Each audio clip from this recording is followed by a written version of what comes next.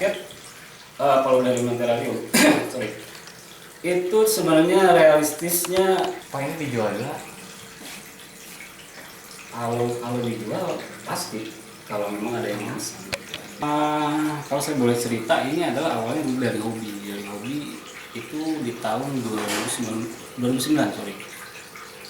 Itu dari hobi dari awal 2009. Sebenarnya saya membuat aquascape gitu, bukan dari yang seperti ini saya jelasin nanti ya.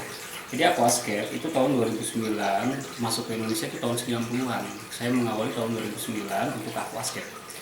Tapi dari situ ternyata pembelajaran itu banyak gitu. Jadi banyak banget pembelajaran tentang media tanamnya, substrat, jenis tanamannya, terus lampunya, akuariumnya, itu sangat-sangat banyak sekali pembelajarannya. Makanya saya dari tahun 2009 saya minat banget gitu untuk mengetahui itu dunia ekosistem gitu.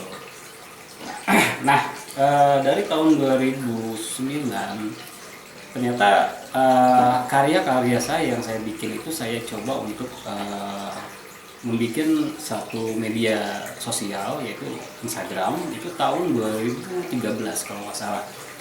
Itu tadi awalnya sih memang hanya untuk menyimpan satu karya yang saya bikin itu, kita bikin karya yang bagus lalu saya simpan di di Instagram. Ternyata peminatnya, followernya lumayan. Dari tahun 2019 itu sudah ada 1000, 2000 sampai sekarang ya alhamdulillah tahun 2020 itu hampir 20.000 gitu. Dan sangat ada peningkatan itu pada saat zaman corona. Jadi mungkin karena memang orang-orang luar itu banyak diam di rumah gitu. Jadi banyak diam di rumah, aktivitasnya mungkin tidak ada, yang ada mereka larinya ke hobi gitu. Jadi saya lihat perkembangan dari ada penyakit corona itu ternyata positif buat para penghobi di Indonesia gitu. Kesulitannya apa? Ini sangat sulit sebenarnya dari ketiga macam di sini, empat macam di sini itu sangat sulit sekali untuk aquascape. Salah satunya aquascape itu yang harus kita perhatikan itu menghafal tanaman, menghafal ciri khas tanaman, gitu, kebutuhan cahayanya, makanannya, pencahayaannya, dan itu memerlukan karbon dioksida. Fungsi dari karbon dioksida itu adalah pernapasan untuk pertumbuhan, gitu.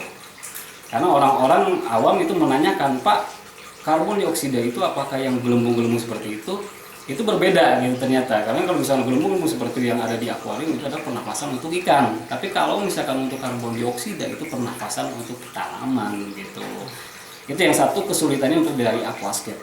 Yang kedua itu lama pertumbuhan, minimal 90 hari itu pertumbuhannya gitu. Itu aquascape. Nah, jadi saya lebih tertarik dengan paludarium dan terrarium yang seperti yang di samping saya ini adalah terrarium gitu. Jadi dia lebih mengutamakan intinya itu darat gitu. Dia tanaman darat tapi kita lebih combine dengan tanaman-tanaman yang memang ada di luaran sana gitu. Jadi tanpa dikasih air kita bisa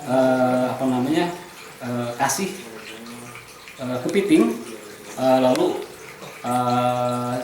seafood, tapi dia murni darat karena kita tidak tenggelamkan di air kayak gitu. Jadi saya lebih tertarik sekarang ini untuk membuat terrarium dan paludarium.